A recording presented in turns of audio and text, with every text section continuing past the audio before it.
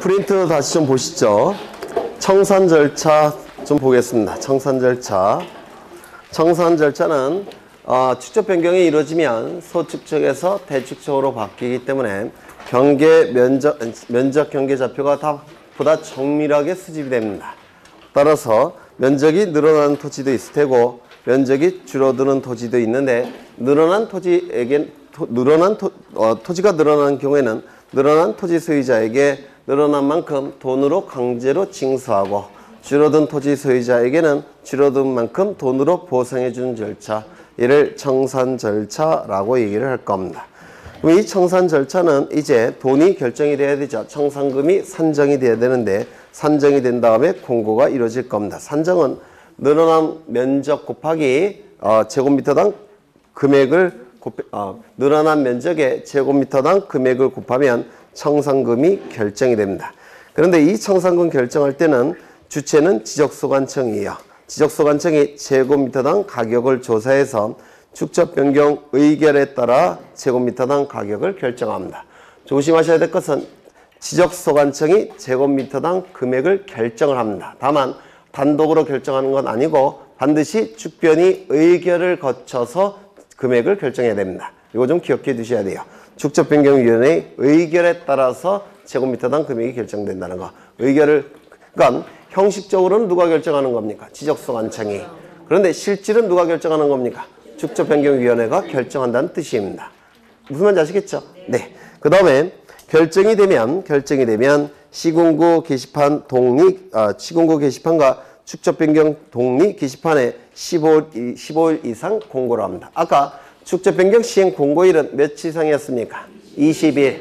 청산금 산정 공고일은 며칠 이상입니까? 15일. 구별하셔야 돼요. 축적변경 시행 공고일은 20일. 청산금 산정 공고일은 15일. 그 다음에 청산금 산정 공고일로부터 20일 이내, 20일 기억하셔야 되고 20일 이내에 늘어난 토지 소유자에게는 청산금을 납부할 것을 고지합니다. 그러면 고지받은 날로부터 6개월 이내 청산금을 납부해야 됩니다. 또한 줄어든 토지 소유자에게는 수령해 갈 것을 통지합니다. 20일 이내에 수령해 갈 것을 통지합니다. 이때 6개월 이내 청산금을 지급해야 되는데 이때 기산점이 중요합니다.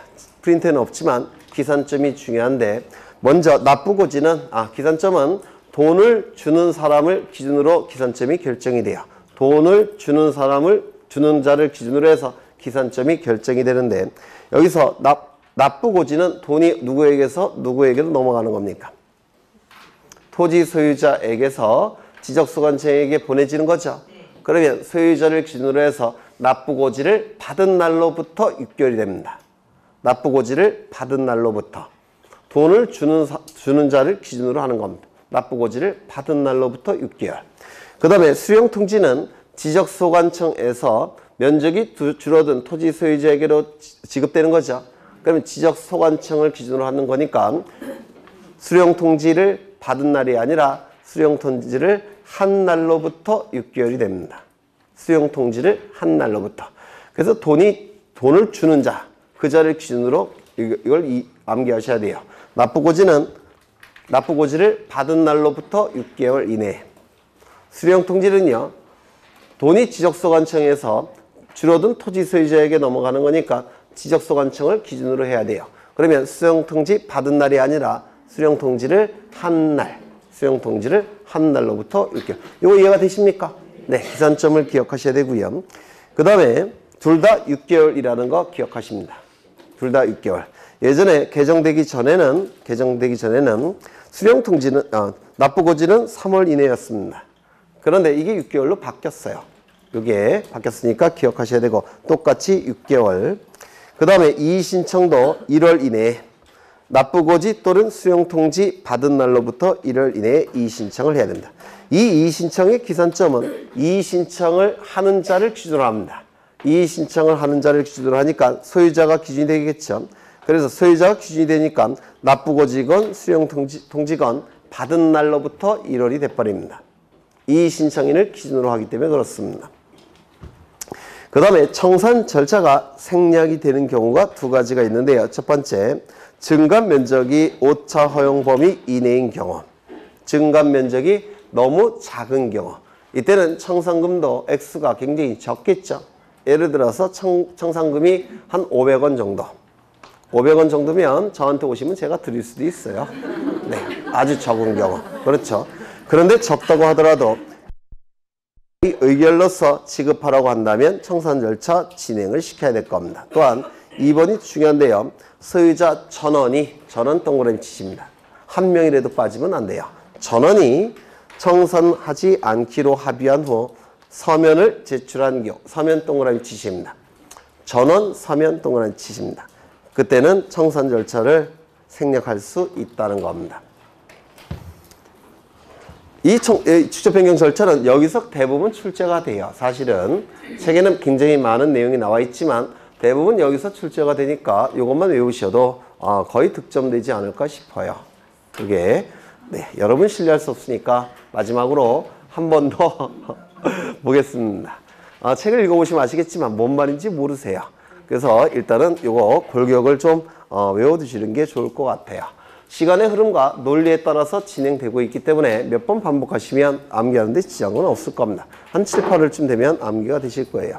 먼저 주체는 누구라고요? 지적소 관청. 단독으로 결정할 수 없다고 했죠. 토지 소유자 3분의 2 이상의 동의와 축변이 의결을 거친 후 시도지사 대도시장의 승인을 받아야 됩니다. 승인을 받은 후 지체 없이 축적 변경을 시행하겠다고 공고합니다.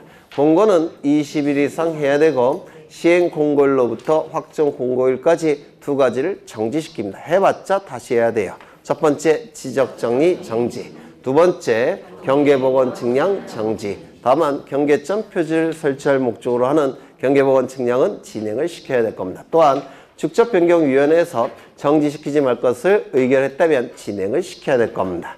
그러면 축적변경 시행 공고일로부터 30일 이내에 토지 소유자나 점유자는 경계점 표지를 설치해야 돼요. 누가 설치한다고요? 소유자나 점유자. 이 경계점 표지는 지체 없이라는 문구를 쓸 수가 없다고 그랬죠. 구체적인 기간 30일이 주어집니다. 경계점 표지가 설치가 됐으면 이제 측량에 들어갑니다.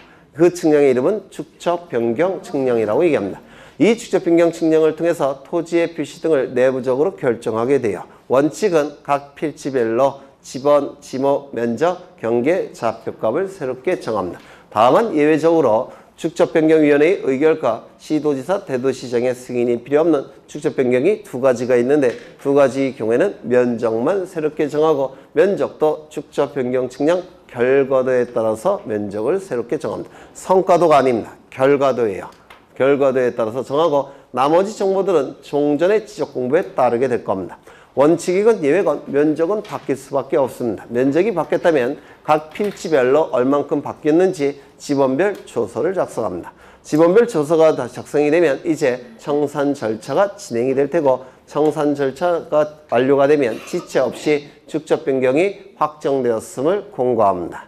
그렇죠. 지체 없이 시행 공고도 지체 없이 확정 공고도 지체 없이 축적 변경 확정 공고일에 토지 이동의 법적인 효력이 나타납니다. 따라서 토지 이동 간주의 효과가 나타날 테고 토지 이동의 간주의 효과가 나타나면 거기에 따라서 지적 공모를 정리할 겁니다. 정리가 됐다면 등기부 표제부도 바꿔줘야 되니까 지적소관청은 등기소에 변경 등기를 촉탁한다라고 얘기합니다. 축적 변경 시행 공고일은 20일 이상 하죠. 하지만 청산금 산정 공고일은 며칠 이상 합니까? 15일 이상. 그렇죠. 그리고 공고일로부터 20일 이내에 납부고지 수용 통지를 하게 되는데 납부는 납부고지를 받은 날로부터 6월 이내에 수용 통지는 수용 통지를 한 날로부터 6월 이내에 그렇죠. 납부하거나 수용을 해 가야 될 겁니다. 또한 이의 신청 기간은 납부고지 수용 통지 둘 다 이의 신청하는 사람을 기준으로 하는 거니까 납부고지 수용 통지 받은 날로부터 1월 이내에 1월도 시험에 잘 나와요. 1월 이내에 이의 신청을 할 테고 청산 절차가 생략되는 경우가 두 가지가 있죠. 첫 번째 증감 면적이 오차 허용 범위 이내인 경우. 두 번째 소유자 전원이 청산하지 않기로 합의한 후 서면이 반드시 작성이 돼야 돼요. 나중에 딴소리 한 사람 생기니까 서면이 작성된 경우. 그 정도 외우시면 거의 다 해결해요. 해결됐습니다. 이제 이거를 10월달까지 반복하시면 돼요. 10월달까지. 네, 그 정도 보시고 넘어가겠습니다. 이제 어디를 보시냐면 115쪽에 등록상 정정이 나와 있는데 이 등록상 정정도 프린트에 잘 그려놨어요. 제가. 그래서 판서는 안 하셔도 돼요. 11쪽에 있습니다. 등록상 정정을 보겠습니다. 예전에 한 건데요. 여기 한 필지 토지가 존재합니다. 이 토지에 관한 정보가 수집이 될 겁니다. 이 수집된 정보는 지적공부라는 공적인 장부에 주된 정보로서 토지 표시에 관한 정보와 부수적인 정보로서 소유자에 관한 정보가 등록이 될 겁니다. 그리고 관리가 될 테고 주권자인 국민에게 그 정보는 공시까지 이루어지게 될 겁니다. 그런데 이 등록이 이루어질 때 잘못 등록하는 경우가 있겠죠. 잘못 등록한다면 이 지적공부에 등록된 정보에는 뭐가 발생합니까? 오류가 발생을 할 겁니다. 그러면 공시 기능을 발휘할 수 없을 겁니다. 맞습니까? 오류가 발생했다면 이를 어떻게 해야 될까요? 정정을 시켜야 될 겁니다. 이를 뭐라고 부릅니까? 등록사항의 오류 정정이라고 부릅니다. 등록사항의 오류 정정이라고 불러요. 너무 기니까 이걸 보통 생략합니다. 그래서 등록사항 정정이라고 부를 겁니다. 이 등록사항 정정은 원칙이 토지 소유자의 신청이 있는 경우만 지적소관청은 정정할 수가 있습니다. 신청이 있어야지만 지적소관청은 정정이 가능합니다. 이게 원칙이에요. 다만 예외적으로 일정한 경우에는 소유자의 신청이 없을지라도 지적소관청은 직권으로 정정할 수가 있어요. 직권으로 정정이 가능할 겁니다. 그럼 이 예외적인 경우는 총 10가지가 있습니다. 10가지가 있는데 등록상 오류 정정 파트에서 9가지를 규정하고 있고요. 그리고 등록 전환에서 1가지가 규정되어 있습니다. 기억나셔야 되는데 임야대적 임야도에 등록된 면적이 등록 전환될 면적과 오차 허용 범위를 초과할 때는 등록 전환될 면적을 등록 전환 면적으로 결정하고 임야대정에 등록된 면적은 어떻게 한다고 했습니까? 네? 다시요. 등록 전환은 임야대정 임야도에 등록된 토지를 토지대정 지적도에 옮겨서 등록하는 걸 등록 전환이라고 했죠. 임야대정에 면적이 등록되어 있겠죠. 그러면 그 면적 경계 좌표가 소축척의 지적도에서 소축척이 임야도에서 대축척의 지적도로 바뀌니까 면적 경계 좌표가 정밀해지겠죠. 그러면 면적을 구하기 위해서는 경계와 좌표값이 다시 구해줘야 돼요. 따라서 뭐가 필요합니까? 측량. 이때는 측량을 등록 전환 측량이라고 불렀습니다. 이 등록 전환 측량을 통해서 면적이 새롭게 정해져야 되죠. 이 면적을 뭐라고 불렀습니까? 등록 전환될 면적이라고 불렀죠. 그러면 임야대정에 등록된 면적과 등록 전환될 면적의 차가 오차 허용 범위를 초과할 때는 그때는 등록 전환될 면적을 등록 전환 면적으로 결정하고 즉 토지대정에 등록하고 임야대정에 등록된 면적은 어떻게 한다고 했습니까? 직권으로 정정한다고 그랬죠. 거기서도 직권 정정이 나타나더라는 겁니다. 한계가. 그리고 나머지는 여기 등록상 정정 파트에서 9가지가 규정되어 있어요. 총 몇 가지입니까? 10가지가 규정되어 있다는 겁니다. 그런데 이걸 외우셔야 되는데 암기하기가 쉽지가 않아요. 이 9가지를. 이거는 암기가 되셨죠? 근데 이거는 9가지라서 암기하기가 쉽지 않습니다. 근데 출제는 해요. 그래서 이거를 해결하기 위해서 2가지를 암기를 부탁드렸는데 뭐가 있었습니까? 그렇죠. 명백한 자료가 있는 경우. 명백한 증거 자료가 있는 경우에는 신청이 필요 없다 그랬죠. 명백한 자료가 있는 경우. 이때는 신청이 없어도 지적소관청은 직권으로 정정할 수 있다고 했습니다. 두 번째는요. 어느 누구에게도 손해가 발생하지 않는 경우. 이때도 신청이 없어도 직권으로 정정할 수 있다고 했습니다. 여기에 해당되는 게 9가지예요. 그래서 9가지를 출제했을 때 이거 가지고 다 골라낼 수가 있어요. 이거 가지고. 그래서 이거를 꼭 기억해 두셔야 됩니다. 그런데 보통 이 지적 공부에 오류가 있다는 사실을, 여기에 오류가 있다는 사실을 보통 토지 소유자는 알까요? 모를까요? 모른다고 했죠. 따라서 지적소관청은 신청이 있어야지만 정정할 수 있는 것이 원칙인데 소유자가 모르기 때문에 신청할 수 있겠습니까? 없겠죠. 따라서 지적소관청은 토지 소유자에게 어떻게 한다고 했습니까? 정정 사유를 사전에 통지해 줘야 된다고 했는데 기억나십니까? 통지해야만 됩니다. 그래야지만 소유자가 오류가 있다는 것을 알 테고 알아야지만 신청할 수 있죠. 따라서 사전에 정정 사유를 통지해 줘야만 됩니다. 그런데 직권으로 정정할 수 있다면 구태여 통지할 필요가 있겠습니까?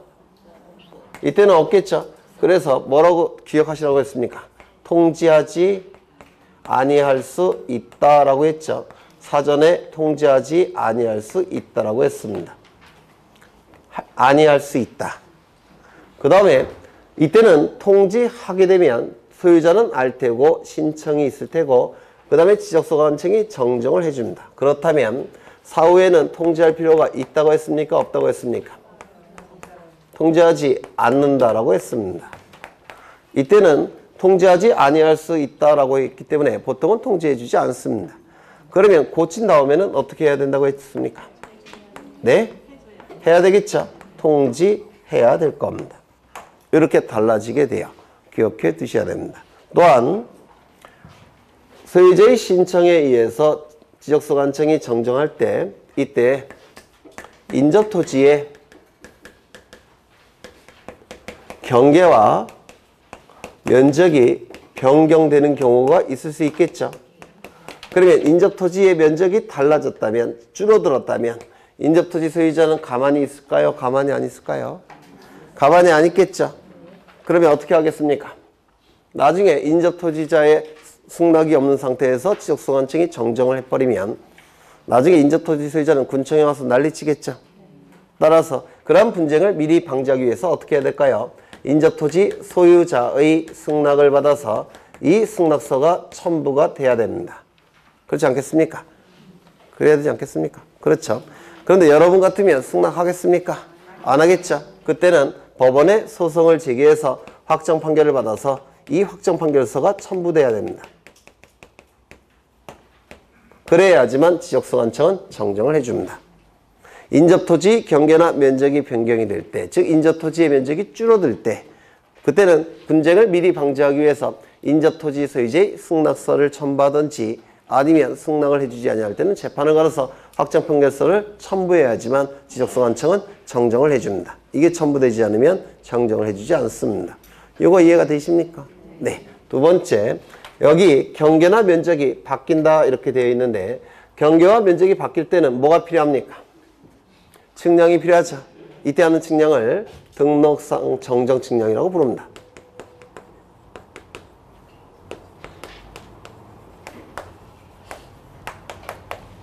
경계와 면적이 바뀔 때는 무조건 측량 들어가야 돼요. 이때 하는 측량을 등록상 정정 측량이라고 부릅니다. 이 측량을 해서 그 성과도가 첨부가 돼야지만 지적소관청은 경계와 면적을 정정해 줍니다. 그래야 되겠죠. 그런데 만약에 이 등록상 정정 측량 성과도를 지적소관청이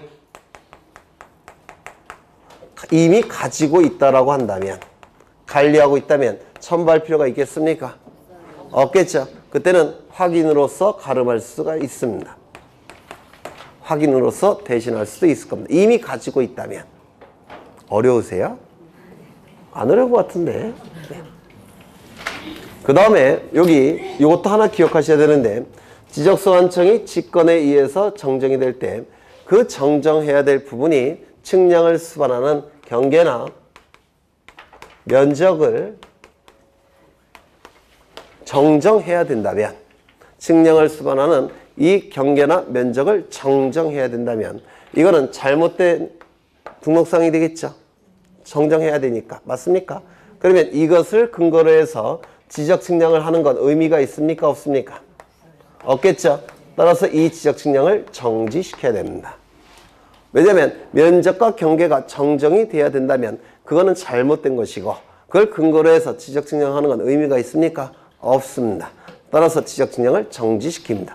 다만 이 경계나 면적을 자체를 정정하기 위한 정정을 위한 지적증명은 진행을 시켜야 될 겁니다.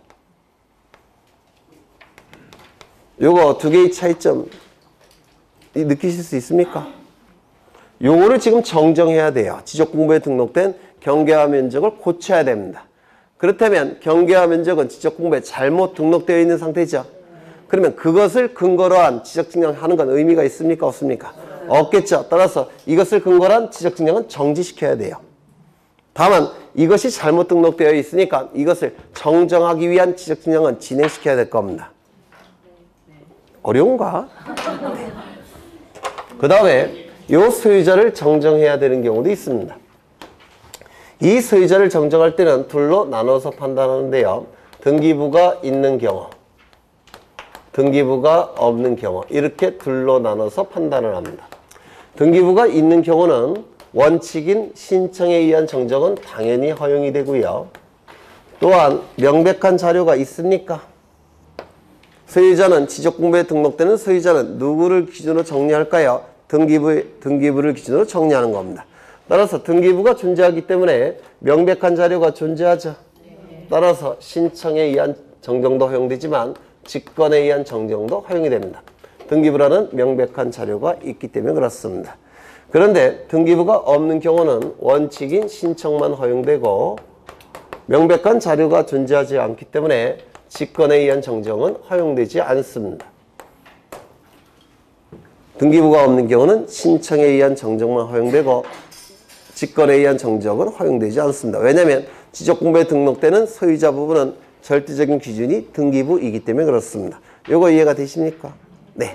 이 신청에 의한 정정도 일정한 제한을 받습니다.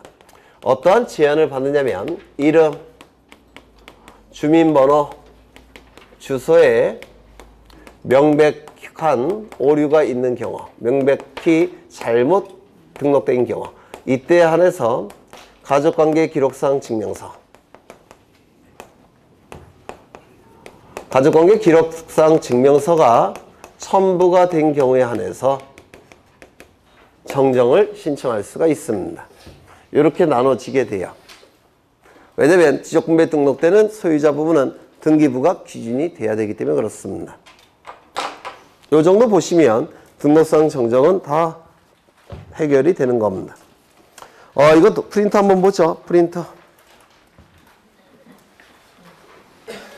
11쪽에 있죠. 네, 등록상 정정이 나와 있는데요. 원칙은 신청에 의해서 정정함이 원칙이라고 했죠. 다만 예외적으로 직권으로 정정할 수도 있다라고 했습니다. 직권으로 정정할 수 있는 경우가 그 밑에 9가지가 나와 있죠. 여기 하나가 추가됩니다. 그 추가되는 게 뭐였죠? 임야대장에 등록된 면적이 등록 전환될 면적과 오차 허용 범위를 초과할 때는 임야대장에 등록된 면적을 지적소관청은 직권으로 정정한다고 했죠. 그것까지 합해서 총 10가지가 될 겁니다. 이 9가지의 공통점은 뭐라고 했죠? 명백한 자료가 있는 경우. 두 번째, 어느 누구에게도 손해가 발생하지 않는 경우. 그때 안에서 직권 정정이 가능합니다. 물론 이 9가지를 외우셔도 돼요. 외우셔도 되는데 외우는 게 쉽지 않겠죠. 네. 그래서 저 2가지로 답을 골라낼 겁니다. 그 다음에 신청에 의한 정정의 경우 거기 2번을 보시면 지적소관청은 소유자에게 사전에 통지해야 된다고 했죠. 통지해야만 됩니다. 그래야지만 소유자가 알 테고 그래야지만 신청할 수가 있기 때문에 그렇습니다. 그렇다면 사후에는 통지할 필요가 있다 없다? 통지할 필요가 없습니다. 통지하지 않습니다. 그런데 직권 정정의 경우 맨 밑에 보시면 지적소관청은 소유자에게 사유를 통지하지 아니할 수 있다라고 했죠. 그러면 직권으로 정정한 다음에는 어떻게 해야 된다고요? 통지해야만 됩니다. 맞습니까? 그 다음에 신청에 의한 정정을 보시면 인접토지의 경계와 면적이 바뀔 때는 인접토지 소유자의 승낙서가 첨부돼야 된다고 했죠. 그런데 첨부하지 못하는 경우에는 뭘 해야 된다고요? 소송을 제기해서 확정 판결을 받아서 그 확정 판결서를 첨부해야지만 지적소관청은 정정을 해줄 겁니다. 또한 경계와 면적이 바뀌니까 뭐가 필요합니까? 측량. 이때 이 측량의 이름이 뭐라고요? 등록상 정정 측량. 그 성과도가 첨부가 돼야지만 정정을 해줍니다.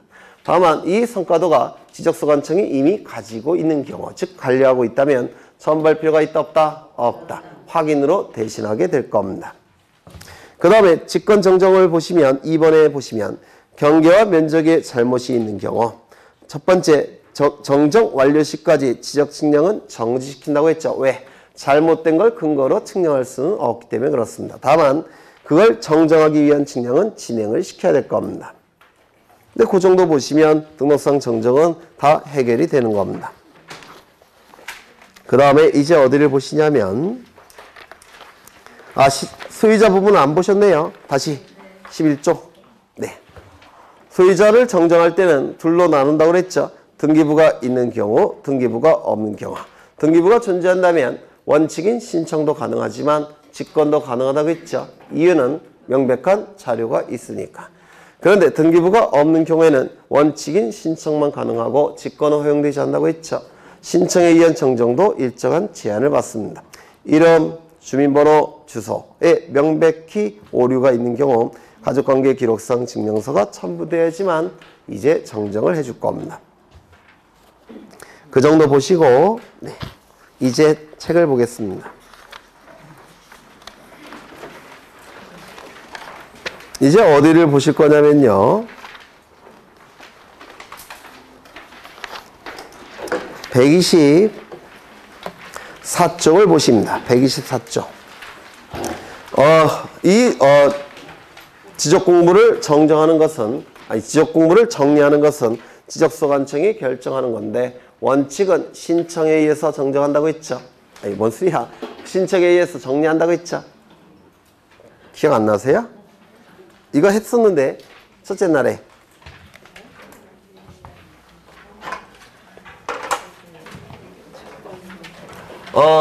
토지이동은 원칙은 신청에 의해서 지적소관청이 결정을 하는 겁니다. 신청에 의해서. 다만 예외적으로 신청이 없을 때는 지적소관청이 직권으로 결정한다고 했죠. 네? 신청도 원칙은 뭐라고 했습니까? 소유자가 신청함이 원칙이라고 했고, 다만 예외적으로 제3자가 대위 신청한다고 했는데 기억나십니까? 대위 신청 4가지가 있었는데 암기하고 계실까요? 세 번째, 특례 규정이 있다라고 했죠. 네, 이걸 얘기하는 거예요. 지지난 시간에 했던 겁니다. 대위 신청 첫 번째 뭐였죠? 공공사업. 이때는 누가 대신 신청한다고요? 사업 시행자가. 두 번째, 국가나 지자체가 취득할 때, 지자체가 토지를 취득할 때는 누가 대신 신청한다고요? 국가기관의 장 또는 지자체의 장이 국가나 지자체를 대신해서 신청한다고 했죠. 세 번째, 뭐가 있었습니까? 네? 주택법에 따른 공동주택의 부지가 되는 경우, 이때는 누가 신청한다고요? 관리인이나 또는 사업시행자. 관리인은 구분소유권자가 10명 이상일 때만 관리인이 존재해요. 그래서 구분소유권자가 10명 미만일 때는 관리인이 존재하지 않죠. 그때는 별도로 대표자를 선임한다고 했습니다. 네 번째, 누가 있었죠? 채권자는 소유자인 채무자를 대신하는 지위에서 토지 이동을 신청할 수 있다고 했는데, 채권자 대비 신청. 그래서 이 4가지 반드시 외우라고 말씀드렸는데 기억 안 나셔요? 나시죠? 그 다음에 특례 규정. 도시개발 사업이 시행이 되는 경우,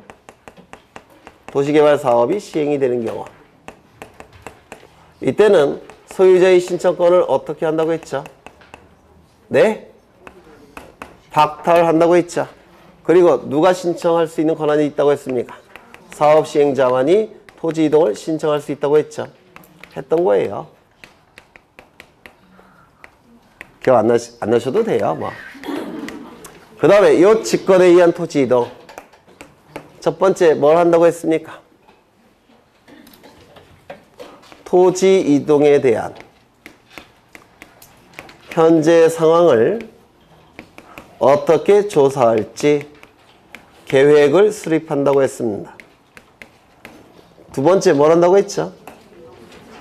현장에 가서 토지 이동 조사를 한다고 했죠. 조사를 하게 되면 정보가 수집될 테고 수집된 정보를 어디다가 적는다고 했죠? 토지 이동 조사부에 적어야 될 겁니다. 그리고 토지 이동 조사부를 지적소관청에 가지고 와서 여기에 적힌 정보 중에서 중요한 정보를 추려낸다고 했죠. 그 추려진 정보를 가지고 뭘 작성합니까? 토지 이동 조서를 작성한다고 했죠. 조서가 작성이 되면 이 조서를 토지 이동 정리 결의서에 첨부한다고 했습니다. 왜 똑같은 걸 또 하게 하세요? 그리고 마지막으로 어떻게 했습니까? 지적 공부를 직권으로 정리한다고 했습니다. 그래서 이건 출제가 된다고 했죠. 특히 이 부분과 이 순서를 꼭 외워두셔야 돼요. 그래서 3월 첫 번째 시간에 다 설명을 드렸던 거예요. 그 정도만 보겠습니다. 이제 어디를 보시냐면 128쪽의 지적 공부의 정리를 보겠습니다. 이거 기억나셔요? 네? 정확하게는 암기가 안 되겠지만 본 흔적은 있죠? 네, 그러시면 돼요. 네, 앞으로 또 할 거니까. 여기 한 필지 토지가 존재합니다. 이 토지에 관한 정보가 수집이 될 겁니다. 이 수집된 정보는 지적공부라는 공적인 장부에 토지 표시에 관한 정보와 소유자에 관한 정보를 등록하게 될 겁니다. 그리고 지적소관청에 의해서 관리가 이루어질 테고 궁극적으로는 주권자인 국민에게 공시가 될 겁니다. 이 정보는 뭐가 있었죠? 토지에 표시가 있었고 그리고 또 뭐가 있습니까? 소유자에 관한 정보도 있죠.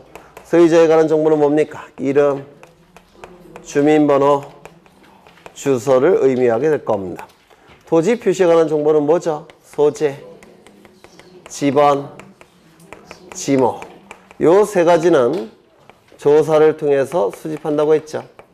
그리고 면적, 경계, 좌표값은 측량을 통해서 수집을 한다라고 했습니다.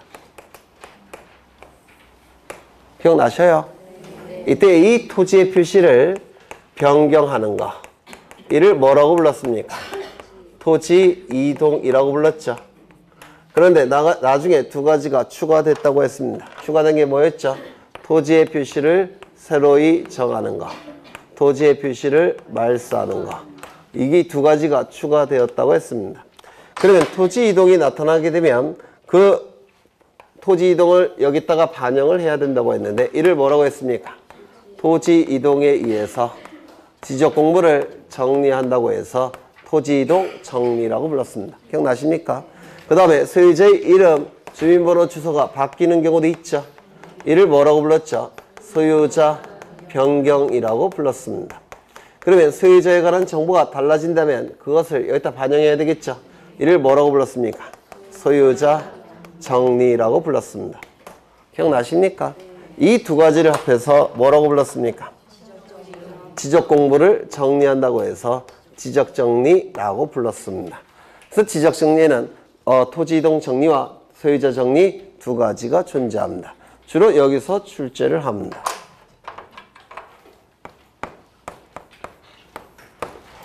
토지 이동 정리를 볼 텐데요.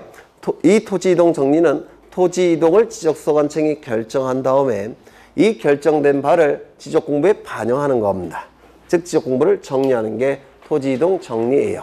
그런데 이 토지 이동 정리를 하기 위해서 먼저 지적소관청은 토지 이동에 의해서 지적 공부를 정리한다는 결의를 먼저 지적소관청은 해야 됩니다. 토지 이동에 의해서 지적 공부를 정리한다는 결의를 먼저 해야 돼요. 그렇지 않으면 이게 중구난방으로 진행이 됩니다. 그래서 이제 시작하겠다라는 의미에서 토지 이동 정리 결의라는 걸 지적소관청이 합니다. 결의를 하고 이를 서류로 작성합니다. 이를 토지 이동 정리 결의서라고 부릅니다. 마찬가지로 여기서도 마찬가지예요. 소유자 변경에 의해서 소유자를 정리한다는 결의를 먼저 지적소관청이 해야 됩니다. 그래서 먼저 시작하겠다라고 선언하고 그리고 진행을 시키겠다는 겁니다. 소유자 정리 결의를 하고 그리고 서류로 작성을 합니다. 어떻게 출제하느냐면 소유자 정리는 토지이동 정리 결의서를 작성한다. 이렇게 출제합니다. 수험생을 유치원생으로 하는 거죠. 요거는 이쪽과 연결되고 요거는 이쪽과 연결되겠죠. 그렇죠.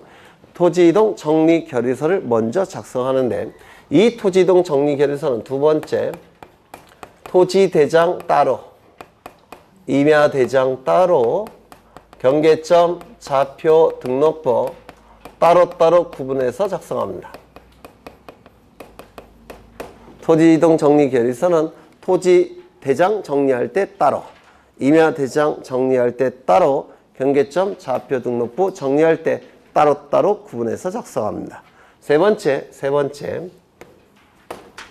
이 토지이동 정리를 할 때 지적소관청이 토지이동에 의해서 지적공부를 정리할 때 왜 정리하는지 근거자료를 만들어 놔야 돼요. 왜 정리하는지 그 근거자료로서 토지이동 신청서나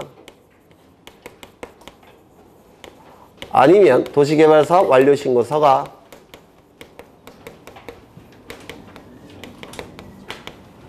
첨부가 돼야 됩니다. 즉 토지이동 신청에 의해서 소유자의 토지이동 신청에 의해서 토지이동이 일어났고 토지이동에 의해서 지적공부를 정리한다는 의미에서 토지이동 신청서가 첨부가 돼야 돼요. 도시개발 사업이 완료가 되면 토지가 바둑판 모양으로 바뀌죠. 맞습니까? 따라서 토지에 관한 정보가 다 달라질 테고 지적공부를 정리해야 될 겁니다. 따라서 도시개발 사업이 완료가 됐기 때문에 지적공부를 정리한다는 의미에서 도시개발 사업 완료신고서가 첨부가 돼야 됩니다. 그래서 이 토지이동 정리가 출제되는 부분은 이 세 군데예요. 별거 없죠. 먼저 뭘 작성해야 된다고요? 토지이동 정리 결의서를 작성해야 됩니다. 이 정리 결의서는 토지대장 따로, 임야대장 따로, 경계점 좌표 등록부 따로따로 구분해서 작성합니다. 세 번째, 왜 지적공부를 정리하는지 근거자료를 만들어 놓기 위해서 토지이동 신청서나 도시개발사업 완료신고서가 첨부가 돼야 됩니다. 출제될 게 이게 다예요. 두 번째, 이게 주로 출제가 되는데요. 먼저 소유자 정리 결의서가 작성이 돼야 됩니다. 두 번째, 소유자를 정리할 때는 근거가 뭐라고 했습니까? 아까 등기부라고 했죠. 그렇죠. 그래서 소유자를 정리할 때는 등기 관련 자료가 첨부돼야 됩니다.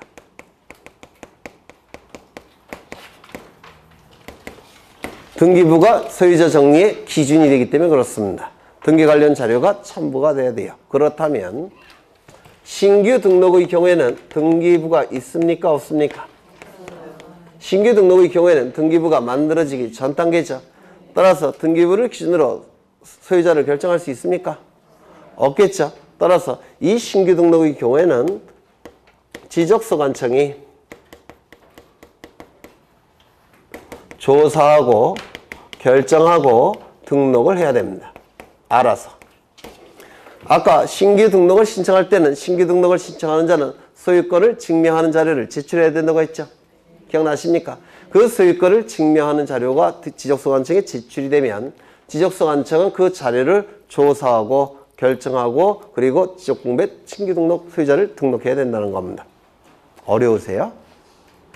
네, 안 어렵죠? 네 번째.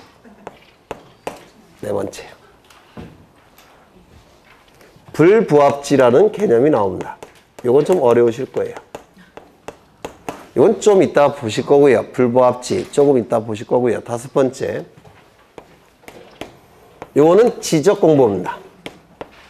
지적공부에는 토지의 표시에 관한 부분도 등록되어 있고 소유자 부분도 등록되어 있을 겁니다. 맞습니까? 그래요, 안 그래요? 그렇죠. 그런데 소유자 부분이 빈칸으로 되어 있다는 겁니다. 빈칸으로.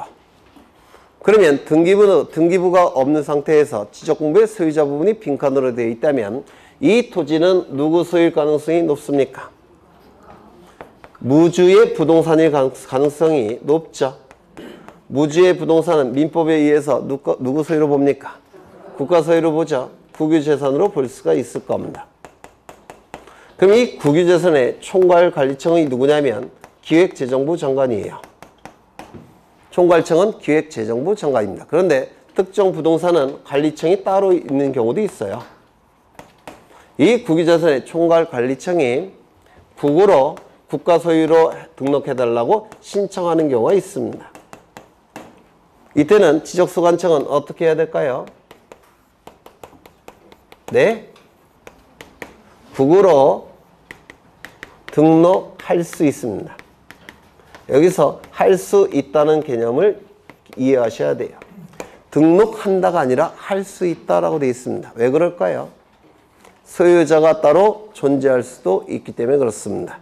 그렇죠. 그리고 그 소유자는 자신이 소유권이 있다는 사실을 증명할 수 있는 자료를 가지고 있을 수도 있어요. 예를 들어서 세금을 납부했다는 납부증명서 또는 계약서 이런 것들을 가지고 있을 수 있기 때문에 지적소관청은 등록할 수 있을 뿐입니다.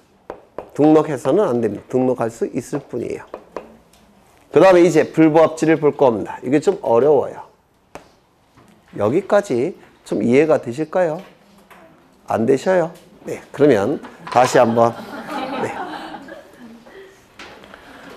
토지 이동 정리를 하기 위해서는 먼저 지적소관청이 토지 이동에 의해서 지적 공부를 정리하겠다는 결의를 먼저 해야 돼요. 이 결의를 하지 않고 토지 이동 정리를 하게 되면 이때 기산점이 불분명해집니다. 그러니까 어느 시점부터 정리하겠다는 그 기산점이 불분명해져요. 따라서 지적소관청은 토지 이동에 의해서 지적 공부를 정리한다는 결의를 먼저 합니다. 결의를 한 다음에 증거 자료로서 서류가 작성이 돼야 돼요. 토지 이동 정리 결의서가 작성이 됩니다. 소유자 정리도 마찬가지로 소유자 정리 결의를 먼저 하고 그리고 서류를 작성합니다. 토지 이동 정리 결의서는 토지대장 따로, 임야대장 따로, 경계점 좌표 등록부 따로따로 구분해서 작성합니다. 그리고 이때 이 토지 이동에 의해서 지적 공부를 정리한다는 왜 지적 공부를 정리하는지 왜 정리합니까? 토지 이동이 나타났으니까 정리하겠죠. 그럼 토지 이동은 왜 결정이 됐습니까? 소유자가 신청했으니까 토지 이동 결정했겠죠. 그래서 소유자 신청서가 첨부돼야 돼요. 증거자료로서. 그리고 도시개발사업 완료신고서가 첨부가 돼야지만 이러한 절차에 의해서 지적 공부를 정리한다는 근거자료가 될 수가 있다는 겁니다. 그래서 이 세 가지가 출제가 되는 부분이고 소유자 정리는 먼저 소유자 정리 결의서가 작성이 돼야 되고 두 번째 소유자 정리는 등기부를 기준으로 하는 겁니다. 등기부가 규정이 되니까 등기 관련 자료가 지적소관청에 제출돼야지만 지적소관청은 등기부를 기준으로 소유자를 정리합니다. 두 번째, 신규 등록의 경우에는 등기부가 아예 존재하지 않죠. 등기부가 존재하지 않으니까 등기 관련 자료를 가지고 신규 등록의 소유자를 정리할 수는 없습니다. 이때는 지적소관청이 신규 등록을 신청하는 자가 제출한 소유권을 증명한 자료를 조사한 다음에 결정하고 지적공부에 등록하게 됩니다. 그 다음에 다섯 번째, 지적공부는 존재하는데 지적공부의 소유자 부분이 빈칸으로 되어 있습니다. 그리고 등기부도 없다고 한다면 이 토지는 무주의 부동산일 가능성이 높습니다. 무주의 부동산은 우리 민법에 의해서 국유재산으로 봅니다. 국유재산으로 보니까 국유재산의 총괄관리청이 국으로 등록을 지적소관청에 신청할 수가 있습니다. 이때 지적소관청은 무조건 국으로 등록할 수는 없습니다. 왜? 지적공부의 소유자 부분이 빈칸으로 되어 있지만 소유자가 별도로 존재할 수도 있기 때문에 그렇습니다. 그래서 등록을 신청할 때 등록할 수 있는 것이지 등록해서 반드시 해야 되는 건 아니라는 뜻입니다. 이래도 안 되면 5월달로 기다리세요. 5월달에. 이거 하나 더 보겠습니다. 불부합지. 이건 좀 어려워요. 여기 한 필지 토지가 존재합니다. 이 토지에 관한 정보가 수집이 돼서 어디에 등록될까요? 지적공부에 등록되겠죠. 지적공부에 토지 표시에 관한 부분과 소유자에 관한 부분이 등록이 될 겁니다. 맞습니까? 이때 이 지적공부에 등록하는 주체는 누굴까요? 지적소관청이 등록을 할 겁니다. 그리고 지적공부에도 등록되지만 또한 어디에도 등록이 됩니까? 등기부에도 등기가 됩니다. 등기부의 표제부에는 토지의 표시에 관한 내용이 기록되고 갑구에는 소유자에 관한 내용도 기록이 될 겁니다. 등기부를 관리하는 기관은 누구일까요? 등기소가 될 겁니다. 이 두 개의 장부는 동일한 토지에 관한 정보가 담겨져 있기 때문에 두 개의 장부는 일치해야 된다. 맞습니까? 일치해서 꼭 일치해야 돼요. 이 지적공부도 이 토지에 관한 지적공부고 이 등기부도 이 토지에 관한 등기부이니까 등록되는 내용들은 일치가 돼야 됩니다. 이거 이해가 되십니까? 그런데 이 부분이 일치하지 않을 수도 있고 이 부분이 일치하지도 않을 수가 있습니다. 그럴 때는 일치를 시켜야 되는데 이 토지의 표시가 일치하지 아니할 때는 지적공부를 기준으로 해서 이것을 바꿉니다. 그래서 지적소관청은 등기소에 변경 등기를 척탁합니다. 소유자 부분이 일치하지 아니할 때는 이것을 기준으로 해서 이것을 바꿔줍니다. 이를 소유자를 정리한다 라고 얘기를 하는 겁니다. 등기부가 기준이 돼서 지적공부의 소유자를 고쳐줍니다. 이건 첫째 시간에 제가 했던 것 같아요.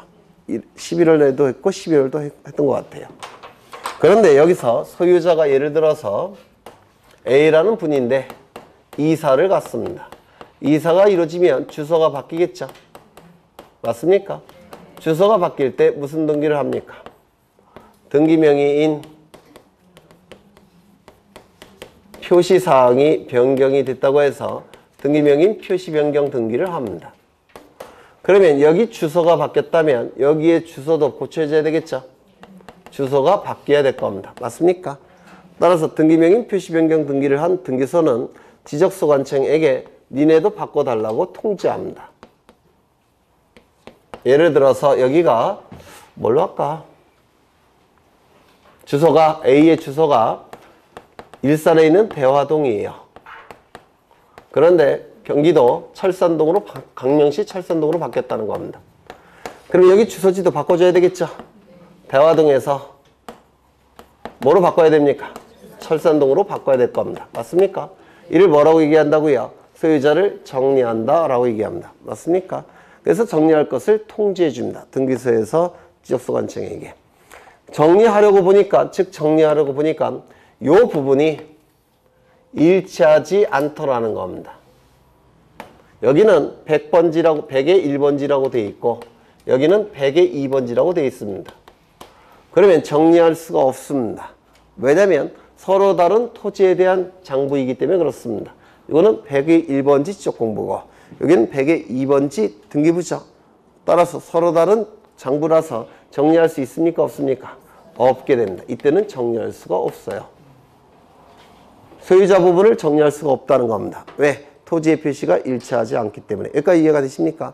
정리를 하지 못하고 지적소관청은 등기소에 토지의 표시 부분이 부합되지 않는다라고 통지합니다. 이렇게 통지를 해줍니다. 토지의 표시가 부합하지 않으니까 네가 한 통지에 따라서 소유자를 정리할 수 없다라고 통지를 해주더라는 겁니다. 이를 불부합 통지라고 불러요. 어느 부분이 부합하지 않는다고요? 소유자 부분이 부합하지 않는다고 통지해 준다는 겁니다. 그러면 등기소에서는 소유권의 등기명의인이 1월 이내에 토지에 표시 변경 등기를 신청할 때까지 기다립니다. 무엇을 기준으로 무엇을 바꿔달라고 등기를 신청하는 겁니까? 그렇죠. 이것을 기준으로 해서 이걸 바꿔달라고 이렇게 바꿔달라고 신청을 하는 겁니다. 누가? 소유권의 등기명의인이 통지를 받은 날부터 1월 이내에 토지 표시 변경 등기를 신청할 것을 기다립니다. 그런데 1월 이내에 토지 표시 변경 등기를 해주지 않게 되면 등기관은 직권으로 변경 등기를 하게 됩니다. 무엇을 기준으로 무엇을 바꿔줍니까? 지적공부를 기준으로 해서 이걸 바꾸는 등기를 직권으로 하게 됩니다. 그러면 직권 변경 등기에서 이제는 일치가 됐습니까? 네. 일치가 됐죠. 그러면 일치를 시킨 다음에 다시 통지합니다. 요 주소 바꿔달라고 다시 통지를 합니다. 그러면 이제 지적소관청은 일치가 됐으니까 정리할 수 있겠습니까?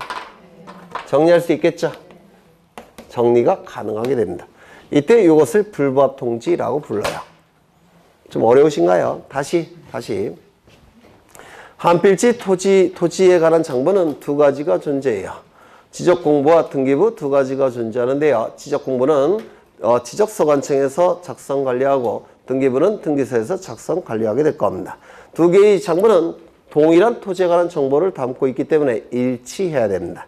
토지의 표시도 일치해야 되고 소유자 부분도 일치해야 돼요. 만약에 일치하지 않는다면 일치시켜야 됩니다. 토지의 표시는 지적공부를 기준으로 등기부를 일치시켜야 되고 소유자 부분은 등기부를 기준으로 지적공부를 일치시켜야 됩니다. 여기까지 되셨습니까? 이게 원칙이에요. 그런데 이 등기부에 소유자 부분이 달라진 경우, 즉 소유권의 등기명인 표시 변경 등기가 이루어진다든지 소유권 이전 등기가 이루어지든지 소유자에 관한 부분이 달라졌다면 이 등기소에서는 지적소관청에게 지적공부의 소유자 부분을 정리해달라고 통지해 줍니다. 소유자 부분은 등기부가 기준이 되기 때문에 그렇습니다. 그러면 통지받은 지적소관청은 소유자 부분을 통지에 따라서 정리를 해야 됩니다. 정리하려고 보니까 토지의 표시 부분이 다르더라는 겁니다. 토지의 표시가 다르다면 다른 토지에 관한 정보를 담고 있을 수가 있어요. 따라서 이때는 소유자 부분을 정리할 수가 없습니다. 소유자 부분을 정리하지 못하고 지적소관청은 등기소에 토지의 표시가 부합되지 않는다라고 등기소에 통지를 합니다. 이를 불부합 통지라고 불러요. 불부합 통지를 받은 등기소에서는 소유권의 등기명의인이 1월 이내에 토지 표시 변경 등기를 신청할 때까지 기다려 봅니다. 그런데 1월 이내에 토지 표시 변경 등기를 신청하지 않게 되면 지적소관청은 직권으로 변경 등기를 해서 토지 표시 부분을 일치시켜 버립니다. 그리고 나서 다시 지적소관청에게 소유자를 정리하라고 통지해 줍니다. 그러면 이제 직권에 의해서 변경 등기가 이루어졌으니까 토지 표시 부분이 일치가 됐죠. 일치가 됐으니까 지적소관청은 소유자 부분을 정리할 수가 있더라는 겁니다. 이게 불부합 통지라고 불러요. 그리고 이 내용은 등기법에서도 출제됩니다. 등기법에서도 출제되는 내용이에요. 기억해 두셔야 될 겁니다. 그래서 지적 정리가 좀 어려워요. 그래서 다른 학원에서는 한 5월 달쯤에 하려고 했는데 여기는 엘리트만 모여 있어서 조금 빨리 해봤습니다. 여기까지 보고 좀 쉬겠습니다.